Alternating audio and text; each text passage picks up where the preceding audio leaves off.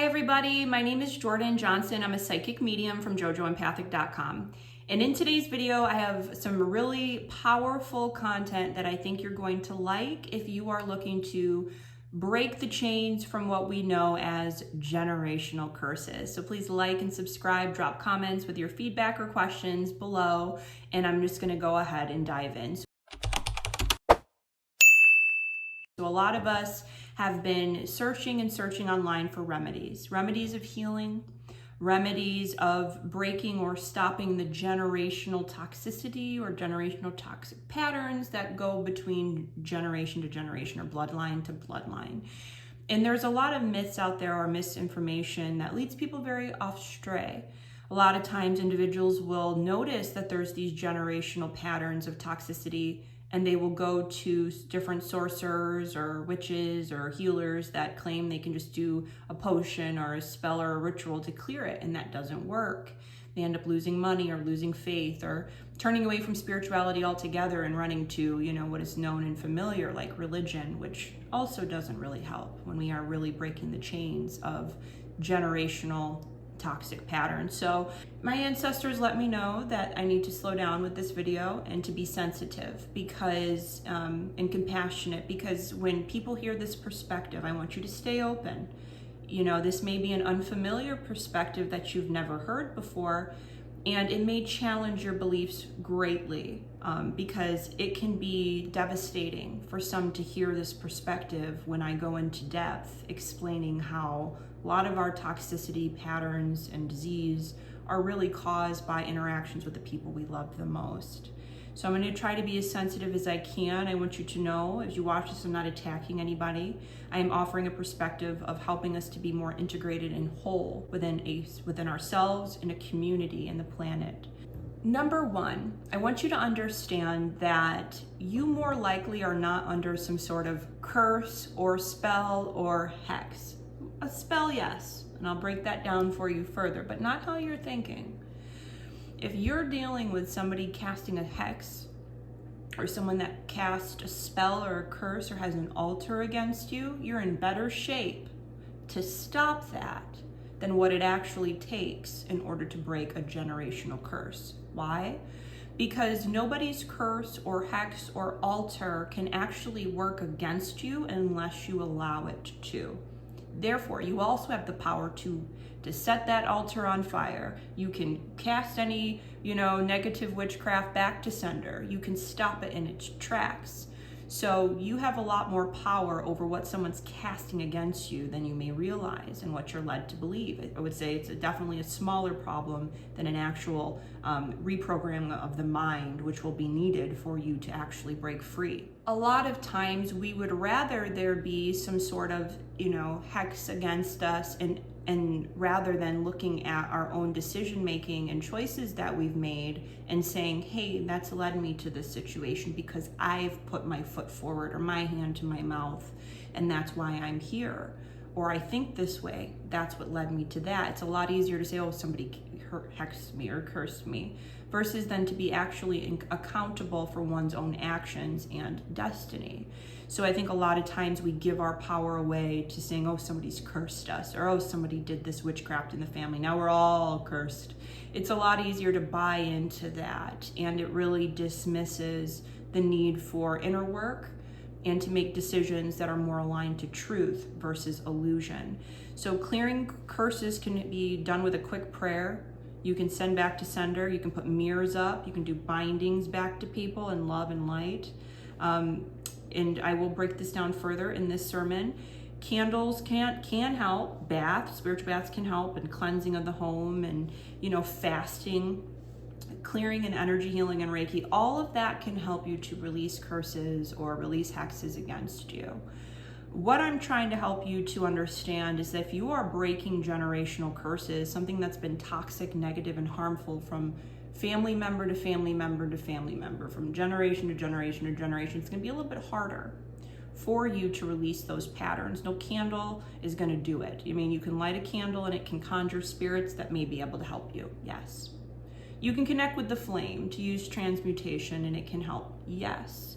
Spiritual baths will heighten your energy field, can help spirits to kind of pop off if you're higher in your energy, but usually it'll come right back. We need to really work with alchemy of our mind, within our heart, in our higher mind, in the brain-heart connection coherence. When you have no tools, such as a candle or a spiritual bath, you always have you. You always have your heart you can tap into, your higher mind, your intelligence. This is there for you to help you to survive. So we need no tools with spirituality. We need our intuition. We need our spirit and the discernment. Your discernment is key to helping you break these chains and setting yourself free. Number 2, awareness and truth. Whenever I'm reading individuals and I get the symbol of awareness and truth, I know exactly what this means. It means we need to reprogram our mind. We need to let go of the old programs, and we need to set ourselves on a new frequency, into a new program, and walk in truth. So what is a generational curse? A generational curse is a negative or toxic pattern that has been instilled through socialization from generation to generation. Sorry, it's not a curse. It's actually you putting your hand to your mouth, you taking an action in a certain direction, you having a certain mindset, you holding the same emotional patterns that are toxic that your folks had, you living in the same unauthenticity that you saw around you growing up. It is a choice to stay in generational patterns. It is a choice to stay in generational curses. We also have to understand that generational curses are tied to thoughts, projections, and prayers towards each other within a tribe or community. It's a lot of wishing and hoping that an individual within the tribe or community does X, Y, and Z, without the awareness that wishing and hoping and praying is a spell, it is a frequency, and it does interact with all around us and everything all around us and those that are not even near us through an interconnected web of consciousness. We can also have generational curses through spirit attachments and possessions. Check out my video on how to clear spirit attachments and possessions, okay? This will help you to help yourself and to fight spiritual warfare so that you can become empowered and clear these repetitive spirits that hop from this person to that person to that person, this disease to this person, disease to this person, disease to this person. Spirits can do that. So we need the utmost discernment when we're figuring out our patterns and the root cause of the patterns at play. Soul fragmentation, this is a big one. When I first began to give medical intuitive readings and began to see people's energy fields, I've noticed that people are deeply fragmented. Check out my video on YouTube, Soul Fragmentation Healing. It's a powerful, powerful healing technique you won't be able to avoid, just like shadow work, when you are on an awakening journey, because it leads you to a sense of wholeness, healing, and longevity. With soul fragmentation, what I've noticed from reading individuals is that they have pieces of family members' fragmented soul or consciousness with them. So if you've never heard of soul fragmentation or soul loss, I want you to go check out the video. This is a big pattern that stays with people and keeps people on loops. People will hear their family's consciousness always speaking, or they'll have traumas on replay and not know how to fix it. It can be that you've got energies with you that are not your own or meant for you to keep.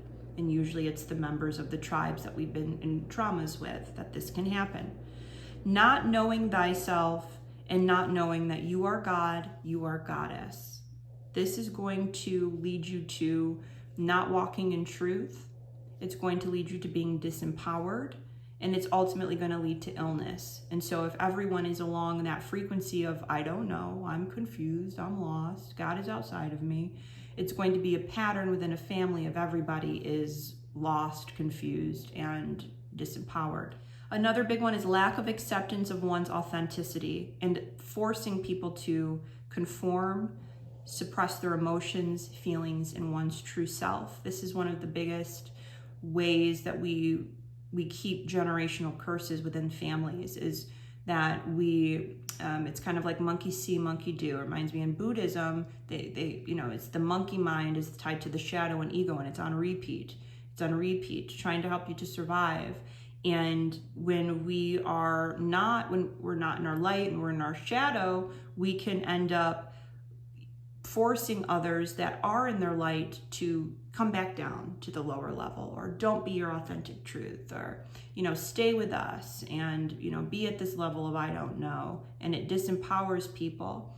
I'm going to break all of this down more specifically on how not accepting your loved one's authenticity and purpose is leading to generational curses. Number 3, let's identify what some generational curses may look like.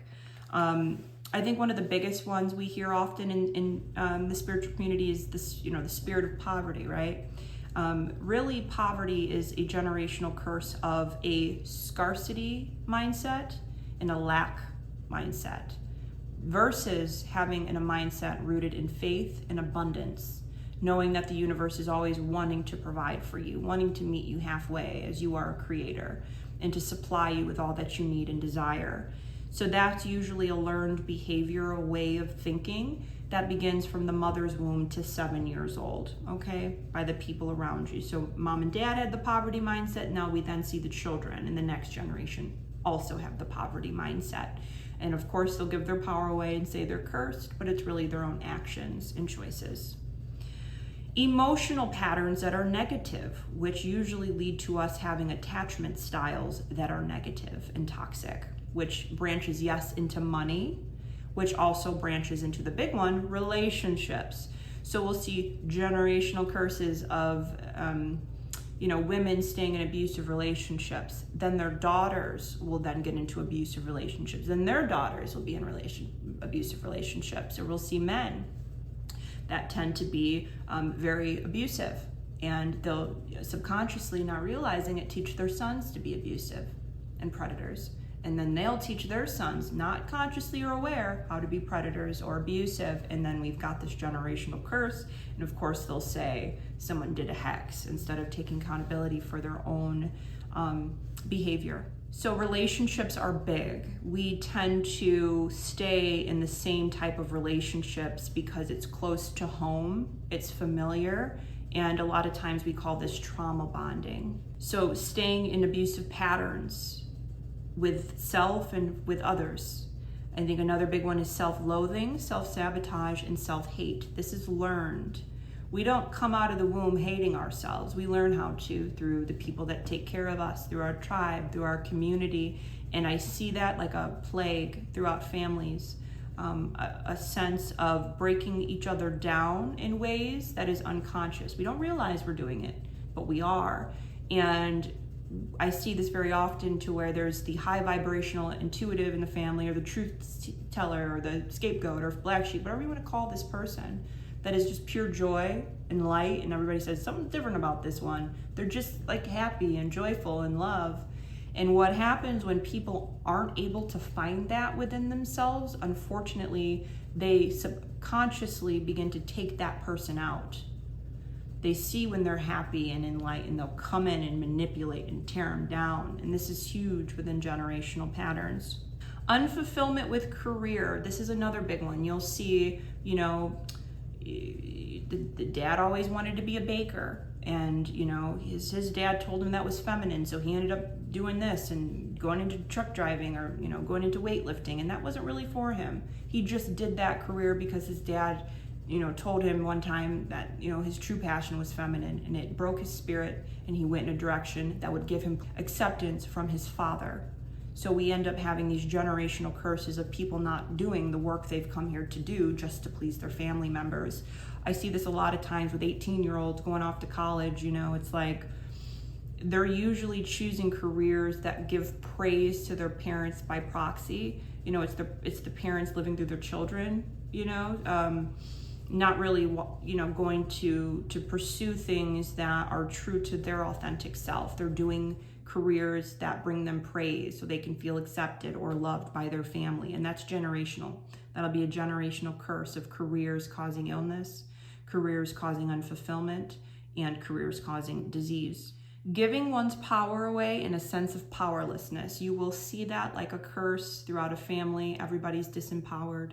Everybody's helpless. Everybody's clueless. And everybody's aimless.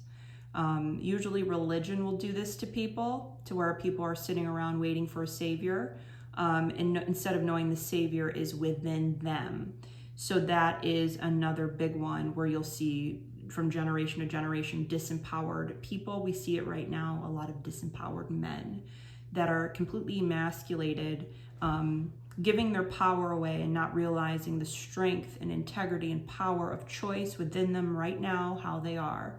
So we essentially have a very powerless society. Addictions, this is a big one that we love to say we're cursed on, right? You know, you're addicted because you're cursed. No, you're addicted because you have never learned healthy coping mechanisms. You've never learned how to deal with traumas. In today's society, it keeps us stuck in traumas instead of knowing that we can heal from traumas. It keeps us stuck in disease instead of knowing we can heal from disease, all disease. And so addictions are a big one. And also with addiction, it's like misery loves company, and it's really usually a social thing to have an addiction. So the men will get together and drink. The women will get together and drink. We can get more hardcore into doing drugs together. We do that with people. And so that is a generational socialization of unhealthy coping mechanisms that lead to destruction. Home insecurity, homelessness, this is another big one. We see tied to kind of poverty and staying stuck in socioeconomic classes. A lot of times there's a lot of false mindsets around money, and a lot of times people will have this mindset of, oh, only the rich people that exploit people are rich, and then they end up staying poor their whole life because of their own limiting beliefs. So I think a lot of that has to do not only with those limiting beliefs, but when I see this, it reminds me a lot of like car accidents. A lot of times those are spiritual attacks and we don't have discernment of it. You know, you need to understand when you get spiritually attacked so that you can prepare for it. Like before you level up, you may face a spiritual attack. You know, you may face, repetitive car accidents or attacks to your car. That's usually a spiritual attack versus you being generationally cursed, if you know what I mean. You need the utmost discernment with each and every pattern. Health patterns and diagnosis. Now, I'm not a doctor, I can't prescribe or diagnose, but we do tend to call repeat illnesses within families generational curses. So we see the mom with the breast cancer, then you see the daughter with the breast cancer, and then her daughter with the breast cancer. So we need to, as we're healing ourselves, realign with truth. The truth is that it's the environment that's leading to disease or genetic expression. Okay, so it's not necessarily because you have a gene that you will get it. You have done something. You have caused an undoing of yourself that has manipulated yourself, your genes, and therefore we have now disease. So whether this is me unconsciously eating a food that is poisonous, or a lot of autoimmune diseases or immune diseases, respiratory diseases, circulation diseases tied to the heart chakra. So this is about one's ability to love oneself truly and love others truly. So if we don't have that proper flow, we can become very ill. And that's from you doing that to you. Nobody is doing that to you. Court, jail, and prison. These, a lot of times we like to blame on generational curses. A lot of times these are more so social patterns. We see this within communities, a lot of times with men. They don't know how to manage their anger. They don't know how to tap into their feminine side, their emotional side, and they end up acting out, or in this day going completely mentally ill, which leads them into being in this frequency, which is like a magnet for the slavery mindset. They don't know how to set themselves free. They're in shackles, they're in chains, and they don't know how to get themselves out, and so they will attract that directly in the environment, real life court jailer. Education is a big one. I think that it's on a spectrum. We can see in families, there's either the mindset that education is completely useless, and so then everybody says education's completely useless. Or we have this strong push for education to be a doctor, be a lawyer. A lot of times these girls want to be doctors or nurses, and men want to be doctors or in the sports teams. That's it.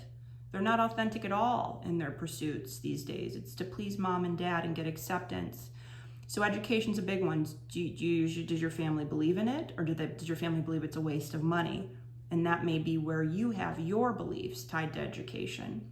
A lot of fears and phobias. usually are not your fears or phobias. You know, you're afraid of rats because your mom was afraid of rats and her mom was afraid of rats, you know, tied to a past life that she had where she was maybe eaten alive by rats. You know, there's patterns that are leading to this. It's not a curse. It's more so, it's a way that we see things, we perceive, and how we choose to respond that is leading to these generational curses. And they can all be undone. For me, I had this phobia of cats for so long, but I realized as I awakened that that was tied to somebody else's fear of cats, not really mine. I am very much so attracted to cats now that I've woken up. I realized that was not my fear. It was a programmed fear. I talked about vehicle accidents. A lot of times that is a spiritual attack, usually what I see. Freak accidents and tragedies that repeat. You know, the farmer who ran over his foot and got his foot chopped off, and then his son has a freak accident, you know, and has his leg removed. And so a lot of that is tied to patterns, tied to past lives that need to be cleared and resolved. And a lot of that is tied to cords, which I'm going to break down for you in this video. Divorces tie into toxic relationship and attachment styles that are usually by choice. So a lot of people, you know, they go for the next, you know, smooth talker that tells them they're pretty, or the next person that tells them they love them, or they've got all of these synchronicities, so they feel like they found the one. There's no real discernment in sacred agreements, contracts, and relationships these days. If you'd like to know about yours, join me on a 6-month spiritual development journey, a journey with Jojo. Links in my bio, or jojoempathic.com. I will teach you how to read your own contract. You shouldn't be going to psychics and mediums for this. This is your sacred agreements that you need to know how to read yourself. This is how you empower yourself and start to see what's destiny, what's karmic, and what will work out for you tied to truth and sacred agreements before you came to earth. So all of these negative generational curses or patterns tend to keep us stuck. And when the trauma occurs or the curse plays out, what it does is it keeps us running back to what's familiar and toxic and what's causing the problem in the first place. This is big. We stay in these loops because we don't learn to spiritual discernment. We don't know how to tap into our heart and find answers for ourselves. We give that power away all of the time, and that is learned. And you have a choice to learn for yourself. You have a choice to empower yourself and to make then choices from a conscious state to get away from these toxic patterns. There's always the hope, but it's through you in your decision making. So let's break free and undo our own self-undoing. Let's become accountable for the negative patterns in our lives, okay? So I broke it down for you. It's not a curse. If it's a curse, you got it easy. You can undo that very quickly. You are now filling yourself with awareness and truth that it is something that's been socialized. It's a belief system, it's a thought form, and it's a habit. It's an action coming from this set point that you have been programmed since probably by 7 years old, but it does continue on into early adulthood, all of these programs that are now running you. Remember, you're the greatest AI on the planet. You're the greatest piece of technology. All technology is mimicked off of our anatomy, okay? And your anatomy is not just physical. We have a bio-spiritual ecology. We're all wired to be spirits in flesh, body in flesh, the spirit. Okay, so there is a system and there are laws at place, the laws of the universe that govern our existence, and God is law. I want you to understand something, dear one. If you are trying to break generational curses, you have to understand something. Blood is not thicker than water. When you awaken, this is what really leads you to your soul tribe, because when you awaken, you are born again. You resurrect in truth, knowledge, and power, and this is what makes you a whole and complete integrated being, which then attracts like a magnet other like-minded individuals that are whole and complete and healthy. So when we look at, especially if you're a light worker, you were born into a lot of toxicity right away. If you're an empath, you were born into toxicity right away. What I've seen time and time again is when we have really toxic or destructive parents, in a past life, they could have been someone that killed you, tortured you, abused you. And now in this life, they give you life. Is the bluebird blue? I mean, this is the purpose of life. We are here to learn unconditional love and to forgive. How much of a bigger lesson could you be put in by the universe, or that you chose to put yourself in, than to be, killed by somebody and then born from them the next life? There's no bigger way to learn unconditional love. People don't like to hear that. People want to stay in hate. People want to stay in a place of unforgiveness, and they have a very punishing mindset for people. And I'll tell you, you hold that, you'll become sick. And in this day, you won't be able to conceive.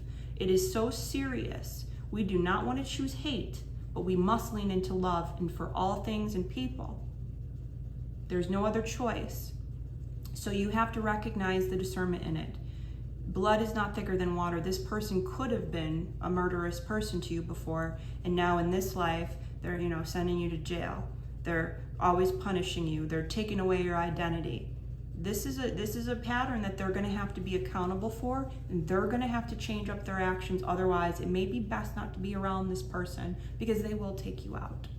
And a lot of times people are deeply, deeply suffering because of their family dynamics, okay? Number one, understand that everyone is a witch or a wizard. Those that do not know this do the most damage, harm, and separation on earth. I want to give you an example. So let's say there's a woman and she has a sick child. So she wants to make a pot of soup for her child who's sick. She's thinking logically, the bone broth is going to really, the broth, vegetable broth is going to really help the child to feel well and heal. And she's on the right track. So she goes and she gets a metal pot. She gets her cauldron. She puts it over the fire. She mixes with the elements. She adds the water to it. The water, if you didn't know, water can hold vibrations and shape. And when she begins to pray over her soup, like a mother usually does, is praying in good intentions into the water, into the flame, into the soup to heal the child. It's beautiful prayers. It's beautiful spells. It's beautiful witchcraft. Okay, so then she puts her bay leaves, the magical bay leaves in there. She puts in the medicinal vegetables, the medicinal herbs over the water and the flame and the metal, and she stirs it as she prays. And her thoughts are vibrations and spells that mix with the water and the flame, and now she's got a potion of healing for her child. That's what you call positive witchcraft. Let that sink in. If you are someone that's putting all of these videos on YouTube of interviews of ex-New Age witchers that have gone Christianity, you have to understand that witch probably wasn't called into that position. She fell on her face because this isn't for the weak. And you can't do this in ego. You will fall. And you'll be running back to what's familiar and easy. And you'll get praised. So we need to stop that. You need to understand that we are all, your thought is a vibration. Whether it's written word or spoken word is a vibration that interacts with everything around. And we're all interconnected through an interconnection web of dimensional webs. So all of this, whenever we pray, we are essentially spell casting. We're trying to manipulate and bend the matrix through our words, through our intentions. And if we do a pot of soup with it, through our spell, or that's a potion, you could say, a healing concoction, whatever you want to call that. So there's positive witchcraft and there's negative witchcraft, and there's really no in between. People are either leaned into the high vibrational them, or they're leaned into the low vibrational them, and they'll be casting spells from those points always. It never stops. The interdimensional communication never stops. So it's, again, those that are unaware of who they are that tend to lean into that negativity, and they're very fear-based and afraid, and they have to follow someone else's word just to be, and they have to follow gods that are punishing just to be, and so that will lead to negative spell casting on earth. Now, are there people that do harm through spells? Absolutely. And that's the lower end. They are casting thoughts and they're casting spells. What's the difference between making a pot of soup and then are going to do that over a cauldron? There's no difference, okay? From the negative witch and the positive witch, other than the intentions. Wizards, that's the masculine witch. This is so big. Ladies, I know that we are in a revolution, and we have to understand not every woman's going to stand with us either. But I will say this, we do need men. They say Jojo. They say immaculate conception. Now listen, ladies, do you not have husbands or brothers or fathers or grandfathers or uncles our cousins. We do, and we love them, and we do need them. They must begin to understand and break away from the Christian mothers that have smothered and waited for them to, wait for a savior. These men need to know they're powerful. They need to know that they're God. All that is God. All creation is God. Okay? We are all a fragment of God. And it is our choice if we lean into our high vibrational God or our low vibrational God, our God or the devil, our God or our demons. And I'm going to break all of that down for you. So men, you're more left brain logical, and women are more right brain intuitive. But we need men to know that they are also a spirit and flesh. They must know. They must know the truth. You must know you have a wiring system through your body. Mediumship works through symptoms. So you will be alerted through your symptoms. You will receive messages through symptoms. This is what mediumship is, and spirit doesn't care if you know it or not. The angel will come and put it on your heart. The angels, God will put it on your mind, and then you're led, period. We all have intuition, and it's for survival. It's a survival mechanism. So we need to know that. We also need to understand how thoughts work in the energetics. So your thoughts become reality, and they're sent a lot of times through cords, through the interdimensional web of connection. So if through ESP or through clairvoyance, and if we were to see more so thought forms, you must understand, and I'll probably put a clip in here, a picture, so that you can see the full picture of like how people with ESP, extrasensory perception, or clairvoyance see, feel, or know that we're interdimensional, energetic, spiritual beings, is that the moment you begin to think, it's projected out. So as you are awakening, you become more mindful of every thought you think, every belief, everything that you speak. You understand that you're God or goddess, or that you're a witch or wizard, that you are powerful. So this is how we bend the matrix. We pray, right? And so you must know that what you think, even though you can't see it, is measurable. Okay, science can measure it, and all of what I'm saying is a fact. It's science. The CIA knows it. Okay, it's just been hidden from us. This is all measurable. It's all scientific. Okay, this is the Great Awakening. We all need to be aligned to this truth to save ourselves. So the thought is an energy that can be measured and projected out. Same with our voice. So we don't see the words, but we hear it. Okay? It's like when we spray perfume, we don't see the perfume in the air, but we smell it. And it's through our sensory system that we begin to interact with energy and particles. Okay? So you must understand that. And energetic cords, I'm going to teach you in this sermon how to cut cords so that you can break free from so think of like all of these telephone wires coming out of your vortexes. You've got vortexes that align you. You have energetic fields. You're in your own cosmic kind of universe here, your own atmosphere, your earth, and there's clouds around you, your aura, there's a field. And I have a book on my website, Spiritual Awakening with Ancient Intelligence, you can download. Beautiful visuals, and it's going to break all of that down for you so you can be empowered through the truth. Understand that empaths have developed awareness from unpredictable caregivers and environments in childhood. So they instinctively learned always to sense, and a lot of times they've got heightened telepathy. They have a heightened intelligence through their nervous system and sensory system. So a lot of times there's this myth, people say, oh, there's demons. That's why she's so smart. That's how she knows so much. That's ego running you. And that's your shadow keeping you from your truth and keeping you from knowing anything, right? Because you don't know in that state. So no, it's not a demon whispering in my ear, okay? It's that, for empaths, we had very unpredictable environments. So instinctively we learned how to sense this is danger, this is safe. And it heightened our intelligence, and it heightened our sensory system. You can sense on your skin, you'll get goosebumps going into a room and say, oh, this isn't good. Your stomach is like your second brain. You'll get a stomach ache. You say, that's not good. I just know, and I learned to trust it.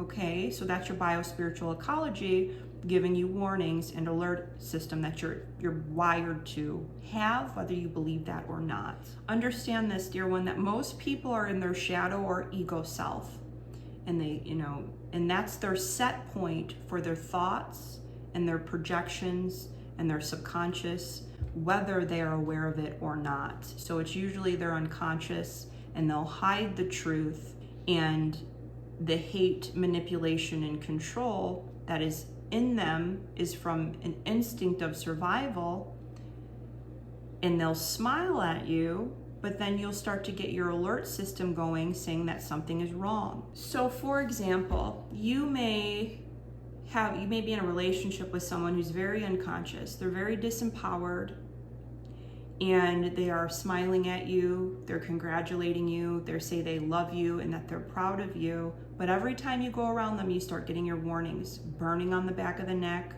left eye twitching, stomach ache, nausea, temples burning, stomach burning. Like, there are different symbols that you can receive through your body that an energy doesn't lie. So you're saying like, this person's smiling and telling me that they love me, but like my body is saying otherwise. What is it? Well, it's that energy doesn't lie, and that they're in their shadow. So if this person's in their shadow, their subconscious is very negative. It's always trying to keep them safe. It's in fear, it's in control, manipulate others so that you can survive, and that will be projected towards you. So a lot of times it's people's shadow taking their family members out. Now also with that, if you don't know who you are, you're in this place where your spirit's just not in there anymore. A lot of people are ran by darkness, okay? So the darkness will speak through the people closest to you. If they don't know who they are, they're going to be used by darkness. If they don't know their God, it's going to make them susceptible to paranormal activity. There are laws. I don't say, there are laws. And God's laws are not what man's laws are. God's laws are the universe, and God is law. So you have to understand that most people they mean well. They want you to succeed, but they are not ran by light. They're ran by darkness. So everyone is prone to manipulation energetically, whether they believe it or not. If you're unconscious your whole life, if this person is unconscious their whole life is probably ran by other entities and energies. So you are attacked spiritually through the people that you're in contact with every day, the people you talk to, the people you're texting, your tribe, your family. If these individuals are unconscious, then they don't really have spiritual warfare. They're in the blind, they're in the dark. So yes, strangers can be the one that the darkness comes through, but usually they're not strangers. You run into someone at this new job and it's like they attack you. Well, that's probably not a stranger. There's probably past life connection. You just don't remember them, and it's on purpose. But the majority of our attacks are darkness through the people that are unconscious in contact with us. It's through the people that influence our nervous system, emotions, thoughts, and feelings. So if we're in these toxic family dynamics where you're always crying and you're depressed, it's going to affect your immune system. It's going to lower your frequency. It's going to make you sick. And it's also going to make you susceptible to paranormal activity. So this is how families begin to take each other out unconsciously. They don't mean to. Who wants to do that to your loved ones? We don't want to. It's an unconscious act. It's a lack of awareness. It's a lack of discernment that does not save you. It takes people out, and then you stay together. So it's mainly your close circle and who you talk to directly. This is why prophets, empaths, and light workers, especially who are the most advanced consciously, are called away from their hometowns, their family, friends, and usually we'll see in like ancient texts they're told to go into isolation, or they're called into caves and they go into this deep healing work and they reprogram their mind and they're reborn again once they're cleared from all of those programs that were causing them the pain or the illness or the disconnect from their true self. And so you have to understand that people by nature, they like to stay in toxicity. They don't know in this day how to get themselves out of it, and it's comfortable. We're creatures of habit. We would like to say we're cursed rather than to take accountability for why we have fallen into the same old patterns that we've let ourselves into, okay? Or that we've let darkness manipulate our mind, or we've let our shadow run us thinking that it was fate. Who said that? Carl Jung, right? You're gonna think it's fate. You think it's God leading you. It's your shadow, it's your demons, they say. I'm gonna break that down further. So religious and unconscious people are usually stuck in a mesoteric level of existence. It's a very dualistic mindset. They'll always think it's Jesus talking to them, or always think it's God talking to them. They're not able to discern clearly because of what they see. They always say, like, how do you really know who you're talking to? It takes the utmost discernment. It takes skill. And those that aren't trained in it fall, because it does take discernment, but you can know. Okay, you can know the truth. That is your birthright. It just takes skill and development. Usually in a group setting as well, too, for you. It takes a tribe, honestly, for you to learn spiritual discernment. So they may also have near-death experiences, dreams, or visions that are very dualistic, too. So then they come back and to their dimension, they share with everybody, and they say, oh my God, heaven does exist. Oh my God, hell does exist. I saw it. But it's more from their dualistic mindset, and they don't have that discernment. So in mesoteric knowledge, God is separate from man. When you awaken and get into esoteric knowledge, is when you know that God I am. I begin to tap into the God I am within me. I tap into the God I am within me. All things are God. I am God. I am creator. And you begin to have this empowerment, sense of peace, and you're able to heal yourself, others, and you become more harmonized energetically. So if you stay to the religion or you stay unconscious, you will be taken out. We're going to see in this day by darkness, okay? So, if you can't read your field, you read the energy of a room, you're not going to survive. It's a survival mechanism that we have. You must understand that. In spirituality, ignorance is not bliss. So, we see the people that are, they're just bliss. They're just following the, system says go to school, so they go to school. System says go to church, they go to church, and they get the praise. System says go to college, they go to college. System says marry this person, they do it. And they aren't really under much of an attack because darkness isn't really interested in them. They're already in low-key a dark environment, just being in that state. It's very low. They'll have what they need, got their bills paid. When you talk to them, it's just like they're not in there. They're not interesting to talk to. They're just, did you see the weather? Did you see the fight on TV? Or are you going to the game and tailgate? And they're just in the matrix surviving. Okay, and so that isn't really darkness doesn't care because they're kind of dark. They're kind of lower vibrational. When you're fighting the dark, you're fighting illness, you're fighting addictions, you're going out and teaching and healing other people and healing yourself, you battle darkness. You really battle darkness. So that doesn't mean we run from it.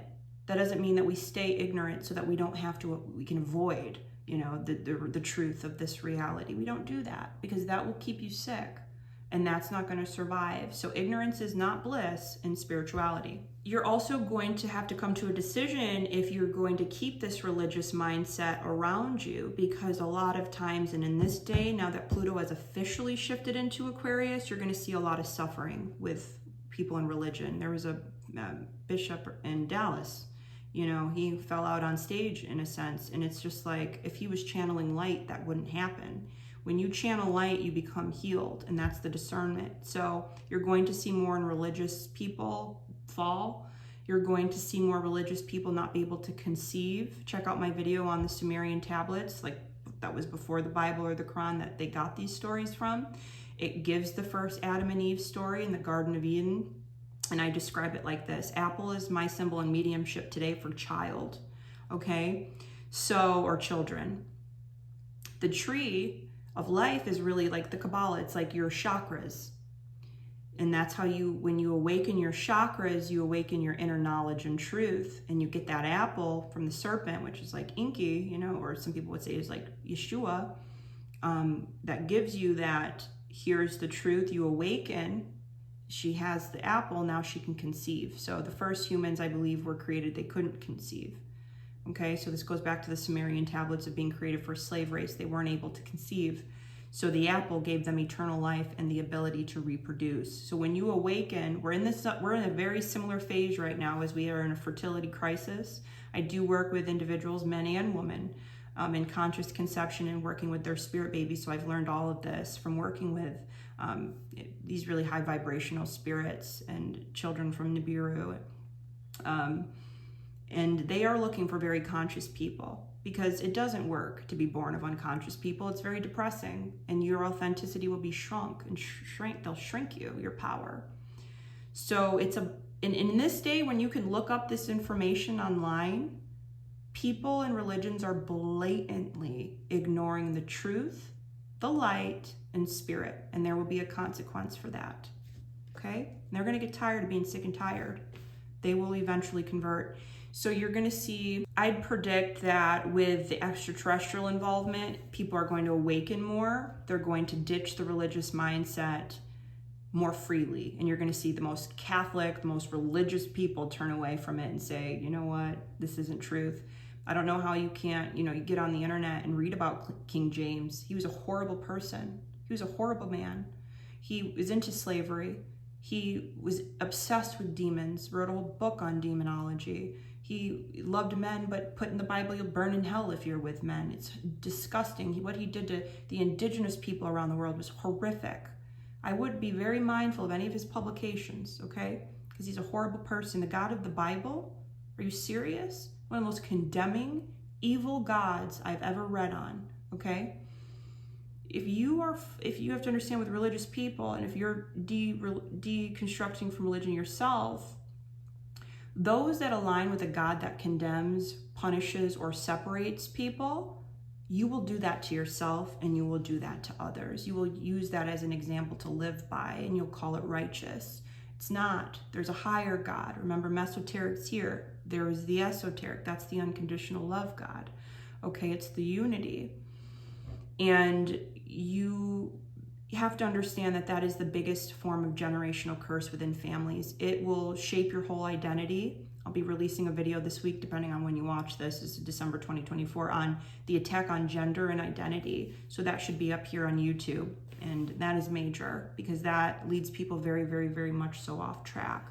Understand the truth about projections and prayers. So I'm still on the religion. So Yahweh, and my belief, is Enlil, who created the human race to be slaves. Hailing Zeus. Zeus was another god that was very toxic and controlling. It will trigger you to have miracles, praying to them. It will also bring you wealth. Remember, in Hollywood, they do all of these satanic rituals and they get very wealthy from it. So there are gods that claim to be gods, and they're really just energies and that twist and manipulate truth, and you use your utmost discernment. Are you really going to follow a God that says, if you don't do this, you're going to punish and burn in hell? And you may believe that, but then it's really you're going to be putting a mirror up and looking at your own soul and saying, this is dark. This is very twisted. You'll have societal praise also if you go on the religious track. So it'll be a lot easier for you to get by in society. So a lot of parents, usually women these days, are praying in the name of a god of slavery, a god of manipulation, fear, and control, a condemning, punishing God. And they're calling on this God, and they're casting the spell on their own children. Now, ladies, I will say this. I see the Christian mother as the fall of man. So it's not just, people always blame man as the fall of man. No, it's mothers too. It's women too. It's wives.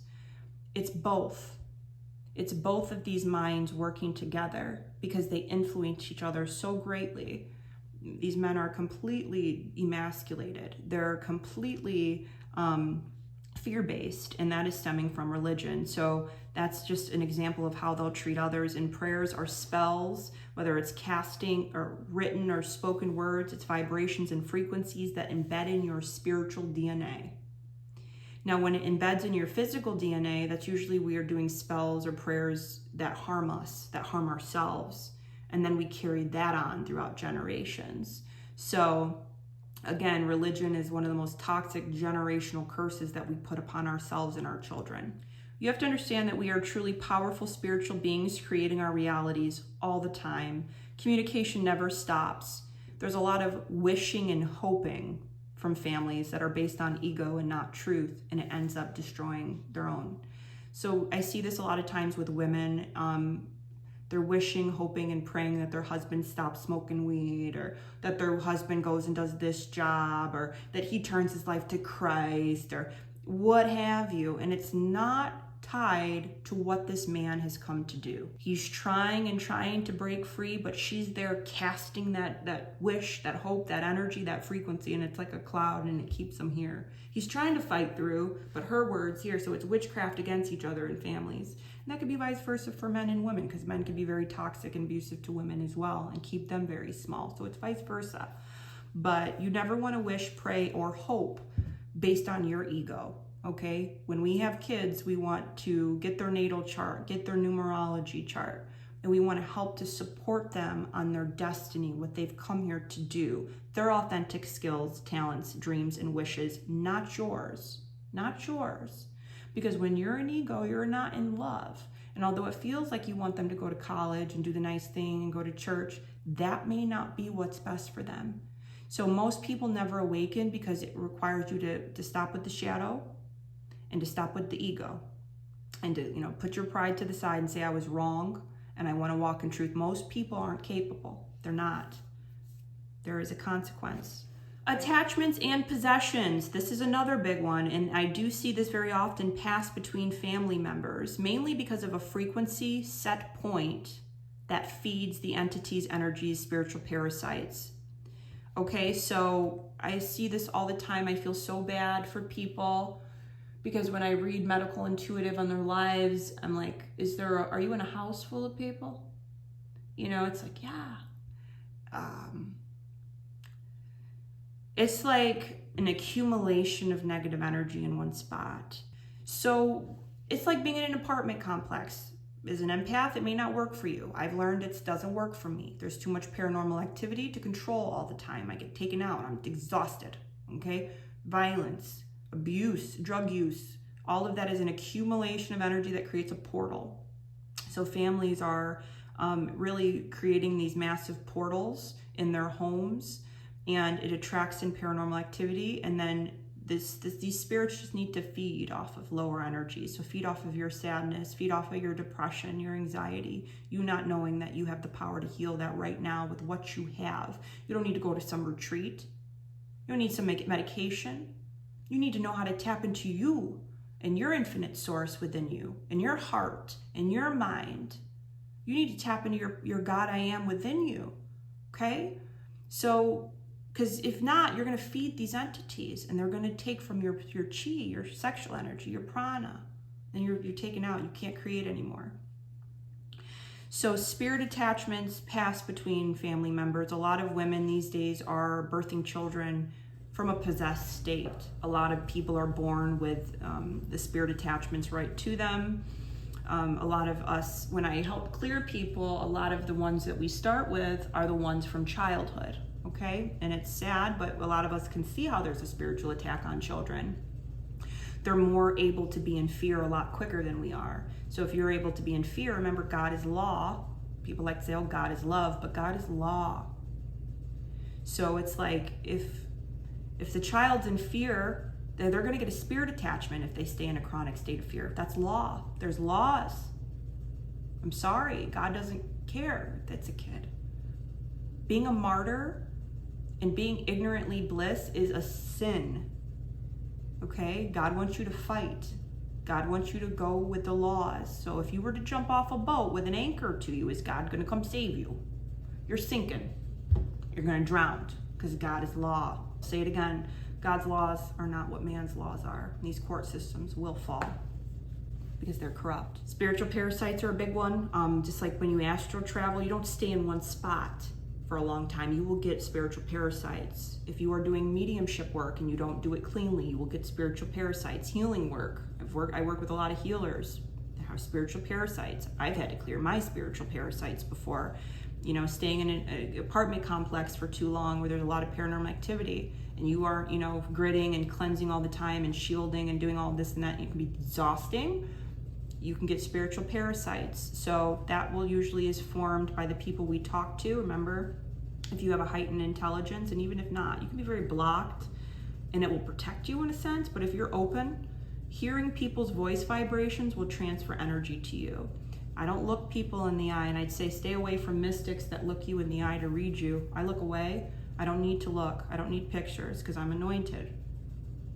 Fancy that. Don't be in this work if you can't do that.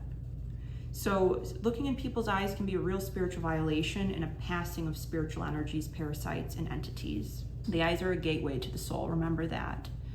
Even looking into your family members' eyes, okay? Sharing of thought forms and soul fragments. So when we go through a trauma, a lot of times, if we're in a heightened shock or grief, our soul can fragment and split. You can have a divided part of yourself within you, or there can be soul loss. If there's been a real spiritual violation, a part of your soul can slip out of your field. And usually when I'm helping people to reclaim these parts of them, I understand that the part of them can be left in that scene where there was that incident on the couch. The consciousness is tied to the couch. That's why I've told the story of me sitting on a chair and feeling very sick with it because I got it from a thrift store and that energy was still attached. Objects hold energy. This is why mystics hold energy sometimes to read it. It's called psychometry. So what I see within families is if you have like a repeat loop, so say you can't get your dad's voice out of your mind or your mom's voice out of your mind or your sister or brother, there may be a part of their soul with you that's fragmented. So we have to give that back to that person. Your soul might be with them. So when I first started to read people as medical intuitive, I saw people are so deeply fragmented that this is really a journey of integration and wholeness. That's why we're here. So if you don't know what soul fragmentation or soul loss is, I do have a video on YouTube that should help you to help yourself. You are your biggest healer, okay? Stop giving your power away to mystics and healers, and I love helping people with readings and healings, but I always encourage and I now teach individuals to have this empowerment and do this themselves. They're your guides for you to talk to, your angels for you to talk to, okay? You are God. And we do need mentorship to get there. So don't you dare keep demonizing us because it's not the church giving these messages. They're giving King James version of what I'm speaking, okay? It's not truth. It leads people to illness. So stop it. We all need mentors.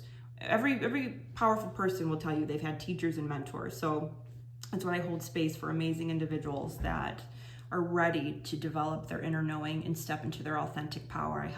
I hold their hand etherically and help bring them there. Because this is all truth that you know, okay? So I'm helping you to remember. I'm not teaching you anything. I'm helping you to remember the truth. This isn't my information. This is ancient knowledge, ancient wisdom. You go stand on the earth, you may tap into this message. It's there for everybody. Akashic and DNA records. Okay, so you can have what we may know as a generational curse, but it's really, you need to clear up some past life work. Usually when I do quantum healing or energy work, this will cut that. It's a lot easier to just close that quantum door that's been left open. And then people's illness will clear, their mental health will clear. That's a quicker, easier fix too than socialization that's been embedded now. However, if you've got changed shackles and ties from past lives, keeping you in an addiction from lifetime after lifetime after lifetime, that could be a very hard, toxic pattern to break. And a hard lesson to why you're here. You're here to learn how to break that and set yourself free. Big one, not knowing that you're God or goddess is not worth walking in truth. You will fall sick and not have any clue why, to find the root cause or how to heal the pattern of destruction that you've caused. You must understand that you're both light and darkness. You're both God and the devil. You have a shadow, your own demons, and it's not linear. You choose who you feed. I'll break it down like this. Let's take a spectrum of energy. So we've got high vibrational you and we've got low vibrational you. They're both God. Now your high vibrational you may know as like Jesus or God or Yahweh, you may call that, or whoever you feel is like the God of unconditional love. That's who you feel it is. That's the high vibrational God. You also have the low vibrational God, which you may call the devil or Satan or your demons, okay? So we've got you vibrating, and it's not linear, it's always moving. You want to stay more neutral or lean towards the light, always, for survival, okay? How do demons form? Well, we've got, let's say there's a man, and he never really felt love from his parents, so he leans more on his dark side. He never felt nurture, he never learned how to nurture himself, and he falls deeper and deeper into darkness. He begins to hate himself and hate others. Okay, he falls darker and darker. And this becomes a madness and insomnia.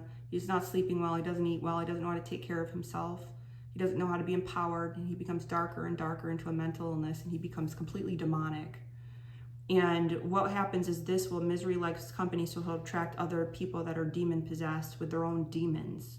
Once you're at this state of letting yourself go, a lot of times this happens with women. They will go through sexual trauma or violations, and they will fall victim to their own circumstances. It's so hard, but you can't be a victim. You have to understand you chose to go through these horrific things before you came to earth for a reason. And the quicker you can understand that is the quicker you can integrate these lessons. Okay? And the quicker you can heal and not be ran by this darkness, not be ran by this grief or pain anymore. That's not how you're not meant to be here living like that, dear one. You're meant to be free and liberated. We go through all of this because it helps us to find us. It helps us to find truth. So a lot of women that do fall victim mindset, they become very demonic. They give their power all away and they completely lose their minds. They have the dementia prophecy I talk about often. They don't know who their family is anymore. They get all types of cancers, and it's very dark. Now, a lot of times people will get demonic entities or they'll tap into their demonic self through contracts. So they're over here because they joined the war industry, the military. That's one of the biggest contracts that I see people have demonic energies. Another big one is cults. All these different branches of Christianity is one of the darkest religions I've ever seen. So some of these cults or sects of Christianity have demonic energies attached to them. Okay, so a lot of times we know them as like satanic ritualistic rites and passages, and it's just very, very demonic. Now, that's not to say that there aren't other demonic forces or dark entities in the universe that exist, because there are. But of course, usually they're going through a vessel. So some of the darkest on the planet we can see usually in politics or running the countries or running the world. They're in a vessel, okay?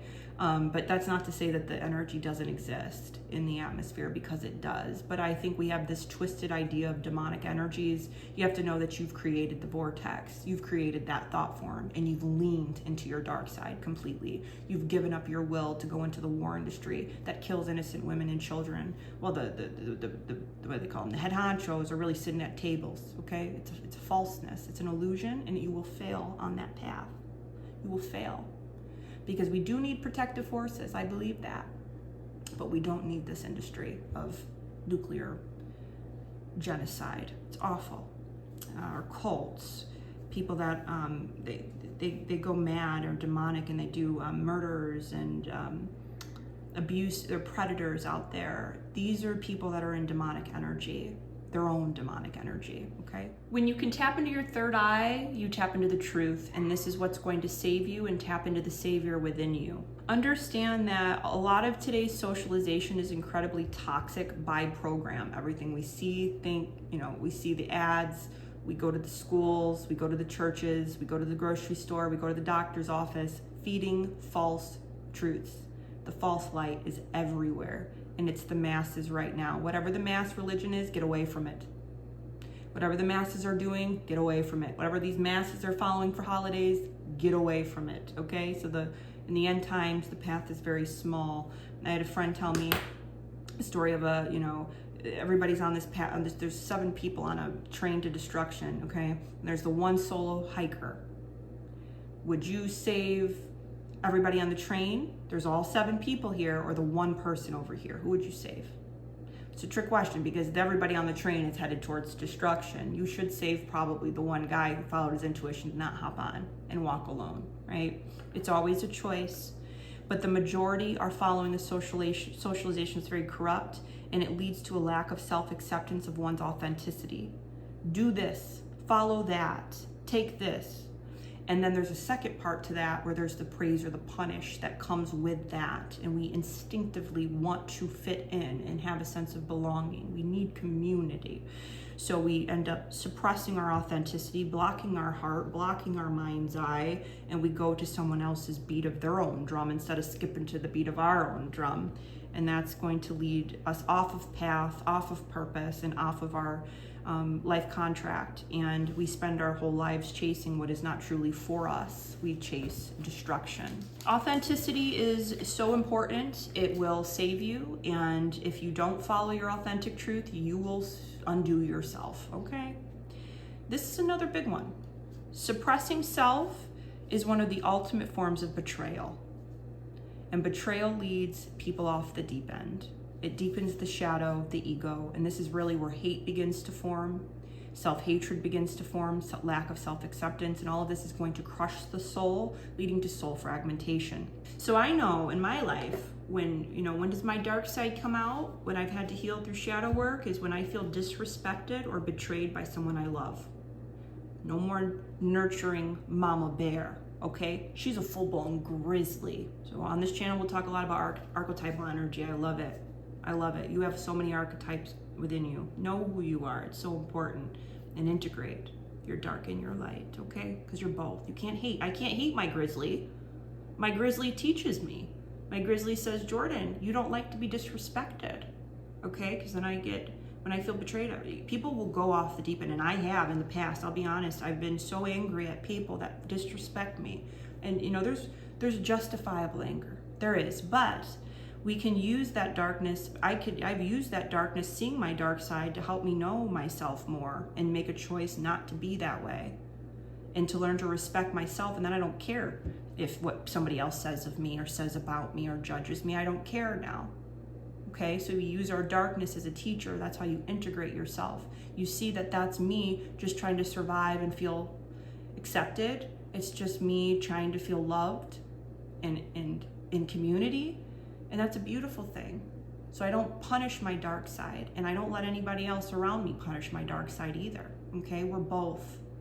A lot of times in this society, we punish women for being angry. Let me tell you, a woman's anger will flip a car off her child in an adrenaline rush, okay? Anger can be a very good thing, and most prophets have bouts of anger. I think of Yeshua flipping tables. He'd get very angry, and that's okay, right? We need to start seeing the truth of our emotions and understanding our feelings and integrating all parts of us. So we cannot, when we are dealing with self-betrayal or betrayal from others, we need to heal this ASAP, because this is a big contributor to our generational patterns that are toxic, because it is instinctual to survive and feel a sense of belonging. Now, let's make this a little bit more practical as I wrap this up. I'm going to give you some steps to use.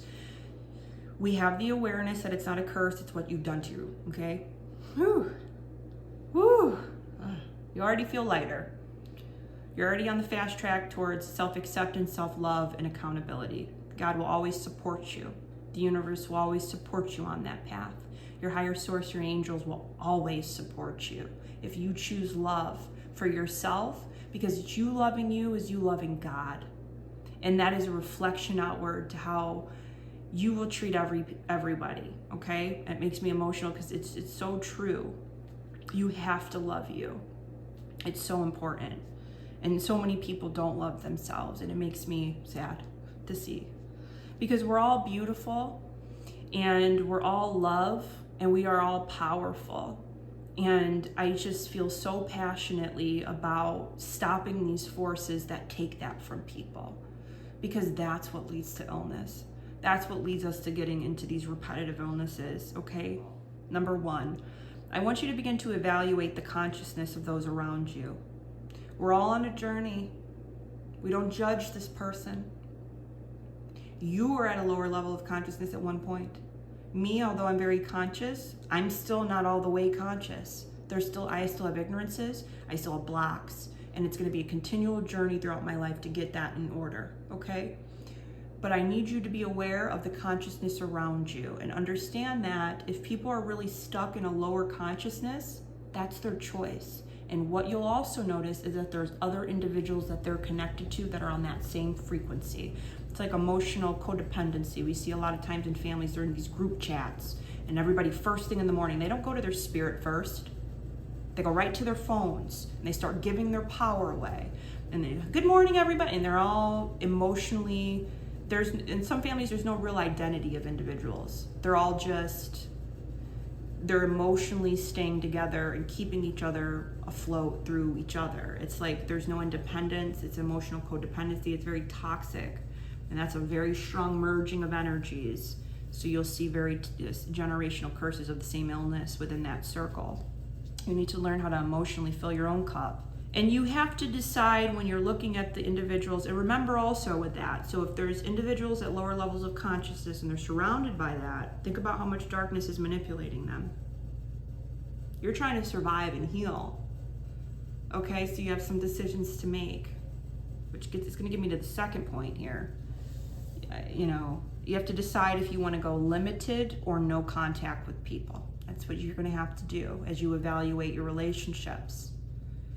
Now, I would say no contact is usually best. My therapist told me that no contact was best. My mentors have told me no contact is best, and I learned the very hard way. You will get tired of being sick and tired. You will be tired of it. Because that brings me to point number 2 is you can't save people, dear one. You can't do the healing work that your mother needs to do for herself. You can't do the healing work that your father needs to do for himself. You can't do the healing work that your brother or sister or aunt, uncle or cousin, whoever needs to do for themselves. So you need to pull back and you need to heal you because that's what you can do, okay? They're all on a journey. And I always recommend when we pray it for people, we lay it at their feet. We don't just cast that spell right to them because they may not be ready for it. It may go against the order, okay? You can always send love and light. Lay it at their feet, though, when you really are, praying for people because it may not be the right time for them, and their spirit will always know and pick that up and receive it when it's the right divine timing. It's not your job to save people. Now, if you're called to go give a message, that's different. But you go in, you give that message, and you get out. Remember, astral traveling, you don't stay in toxic environments, you'll get spiritual parasites. Then you're going to have to mourn and grieve people that are still alive. Okay, when you choose to go no contact with people that you really love because they're not being accountable for themselves and they're taking you out unconsciously, you will go through a period of mourning and grieving, just like you will when you religiously deconstruct. And that is okay. That is okay. We need to stop being so afraid of the unknown. Life is a mystery. It's a good thing because then we get miracles and surprises and it's so amazing. It's so juicy. Okay? So mourning and grieving is part of that dichotomy we all face. You have to be able to let go and you have to trust. And you need to clear your mind and reprogram your mind and you need to heal yourself. You have to understand, dear one, that in the end times, as Pluto has shifted into Aquarius, you will start to see it very quickly. Men are about to fall. A lot of prophets don't see men making it in end times. They only see women and children making it. Why? Because they're so logical. There will be men that are spiritual. There will be men that are able to heal themselves, empower themselves, manifest, take care and provide, and be confident with themselves, but it's going to be very, very few, okay? And I will be, again, putting out a video this week on YouTube on the attack of gender and identity from society so that you can watch that too. Now, you're going to start to see people panic, especially men, and also, although this is a women and people of color and indigenous revolution, LGBTQ revolution too, not all of them are going to make it. So there's going to be a lot of people panicking and flighty, and they're going to realize the undoing they've done. They're going to try to backtrack, but that momentum is too much. You're going to have to let them fall. Not everybody's going to make it at this time. Okay? It's not your problem. If you let it be your problem, you're going to take yourself out. Okay? Number 3, cord cutting. This is a big one. You're going to have to do this. So work with me. I can teach you how to cord cut. If you want me to put a video on YouTube, drop a comment. I help people do this over the course of months through a 6-month spiritual journey called A Journey with Jojo. Check it out at jojoempathic.com or the links in my bio. You're gonna have to cord cut. So I teach you how to read your field and feel where there's cords, energetic tethers, ties, ropes, cords, shackles, tethers, and you cut them in love alchemy. You never do harm to anybody else. Remember, a lot of times it's your loved ones. You cut the cords in love, light, healing, and wisdom for the highest good of all. Because if you stay tethered and you're broken in your heart, and they're broken in your heart, it's gonna be war. And you're gonna hurt your family members, and they're gonna hurt you. That's not love. You need to get a grip, you need to heal yourself, and so do they. But if they're not accountable and on that same page, they always say, oh, you owe me, I'm your elder. Cut it, and they will lose you, and they will feel that, and they're going to have to check themselves just as you've had to check you. Okay, we all have to check ourselves. We all do. We all have to be accountable for our own energy. So you cut the cord, and you have to fill the space where the cord once was with light. Undue binds, tethers, sacred agreements. This is something else I work with individuals. You can book a spiritual development call if you don't want to do the full journey. We can go over your sacred agreements and contracts, and I teach people how to sign on and off of agreements so that you can free yourself from the ropes. So cord cutting is like a prayer, a ritual, or a ceremony. I want you to do it from your mind and your heart. That's the most powerful. Now, cord cutting can take several years. So it's like you cut the cord and all of a sudden you begin to float in your life. All your prosperity starts to trickle in. And then all of a sudden your shadow steps forward and is like, oh, miss your mom, call your mom. And you know your mom's been toxic to you. And so you call your mom and that's your shadow and you're thinking it's God. And then you get roped back into these toxic patterns. You start to spiral again, okay? Because you're not ready and you're not following your light, you're following your shadow. So cord cutting can take very long. It can get to a point of where you may have to do really serious cord cutting, which can involve different techniques to help you to really cut.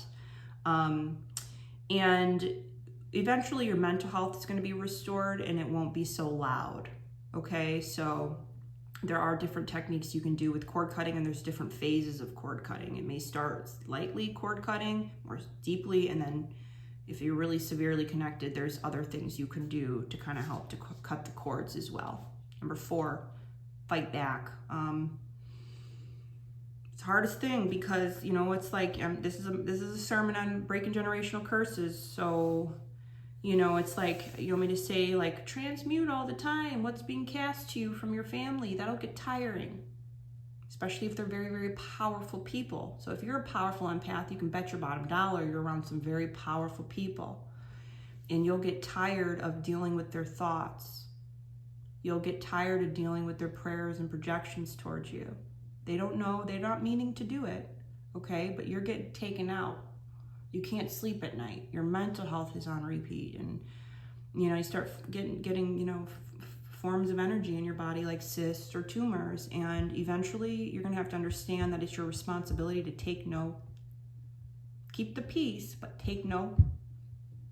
You have to fight back. This is a spiritual warfare, and the martyr will die, you know? You don't want that. This is a very serious topic. So how do we fight back spiritually? One of the techniques I like to do is a triangle mirror pyramid around me, and I spin it like my Merkaba. It's like putting kind of like you're in a pyramid of mirrors that just reflects. So it's like, no more. You're going to feel back what you're sending to me. And a lot of times people feel it deeply. You're not sending anything extra. You're just saying, I'm sending back to sender what's being sent to me from these mirrors. And people begin to take themselves out with their own negative energy. It's crazy. You know, and don't feel bad for them because look at what it's been doing to you, you know? And people that aren't awakened are very childlike. They're very lost. They're very confused. They don't know how to help themselves. They're like, I don't know what is, you know? They're in a very low frequency. So you're almost putting people in timeout. You know, you're giving, you feel what you're doing. See, you're hurting me, okay? And it teaches them then to change the way that they are interacting with themselves and other people. If it gets very intense, people just always trying to pull you out of your career, praying against you to fall, praying for you to get out of that marriage that you love so much. You know, there's different things of like sending people's energy back to them and wrapping them in it. Okay, they are unknowingly projecting harm to you, and you can put them in a safe timeout with their own self and let them feel what they're doing. And again, as you've been struggling, they're going to start to struggle. All of a sudden, things aren't working out for them anymore because they're dealing with themselves.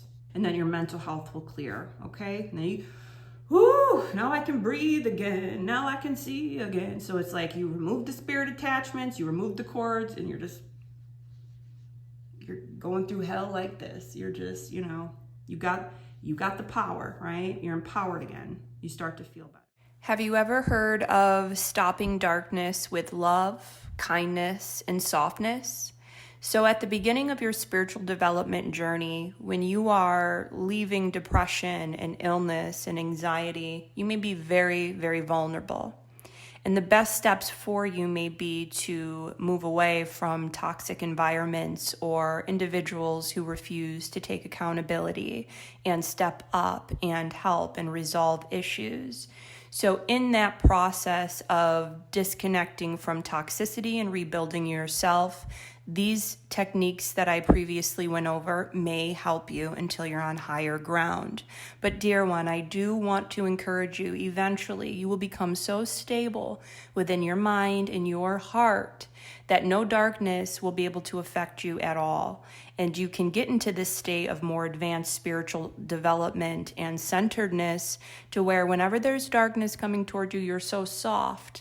It just reflects off. You have so much love. It's a state of frequency that you can bring yourself into that does not absorb anything from the environment. So there is hope that you will get to a state, and I think we should work to this position where we are in such a high vibrational state that our frequency alone is our biggest shield.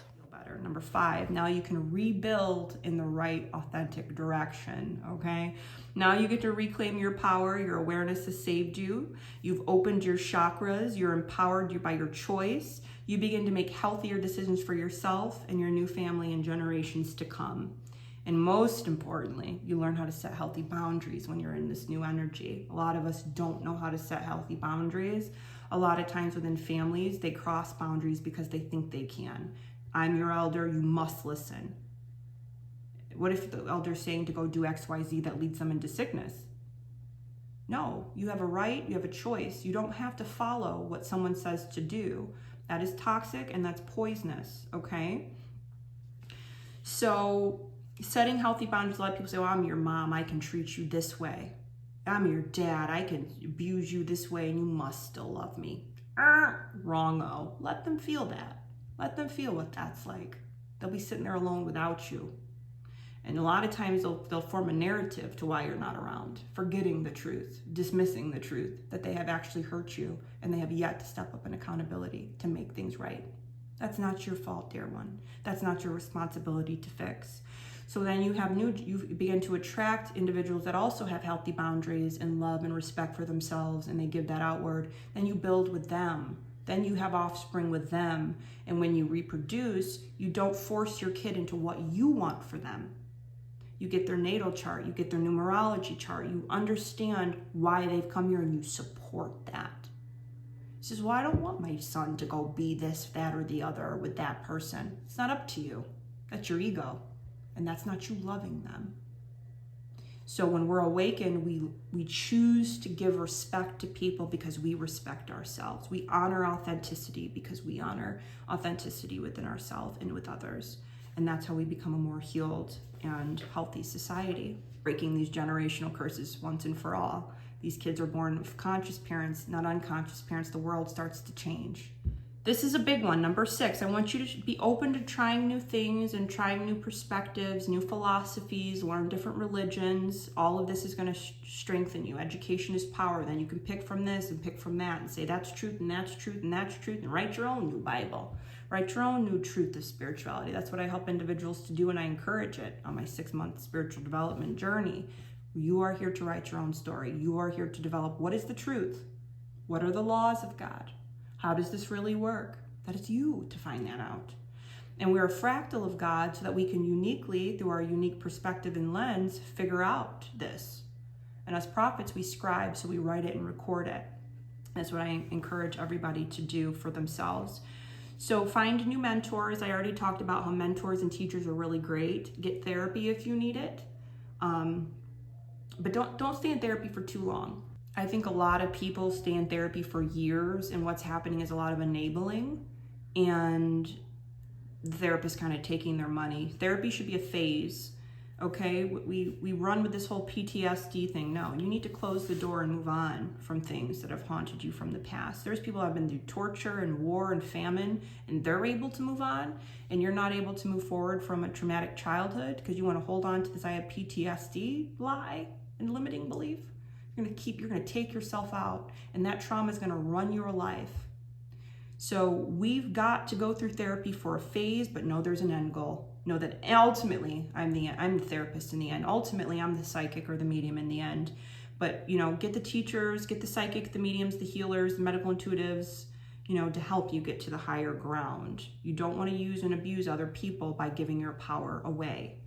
Don't be narrow-minded, be expansive. If you look at the emotional frequency chart, what emotions are you going to lean into? There's expansive emotions and there's lower emotions on the spectrum. Which ones are you going to allow to lean into? It's your choice. It will be your magnet for what you attract back to you. Let go of bad habits, negative self-undoing, and learn to love yourself. Learn to be your biggest supporter. Learn to be your biggest motivator. Learn what you really love and what you desire, what you like, and go for it. What do you want in this life? You having desires are not bad. Somebody told you not to like that because they didn't like what they didn't think it was capable to get what they wanted and desired. Get away from that and follow your truth. And the rest will come, okay? The soul tribe, the love, the money, the career, the soul's path. You must learn to be self-reliant for your own peace, happiness, emotional well-being, and healing. You are the ultimate biggest healer in your life. The Savior, the Christ consciousness, is a consciousness within you. This is what I help individuals to do, is reclaiming their highest truth and to live in their authenticity and in harmony with their spirit and self. Learning how to tap into their higher consciousness to save themselves, their friends, their family, the planet, animals.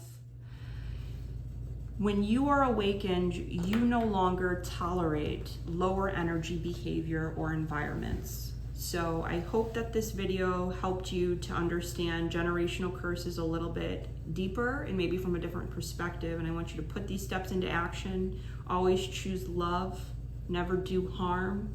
Protect yourself, love yourself, get the help you need if needed, stay grounded, stay centered. And I'm here to help in various ways. Okay, so thank you so much and see you next time.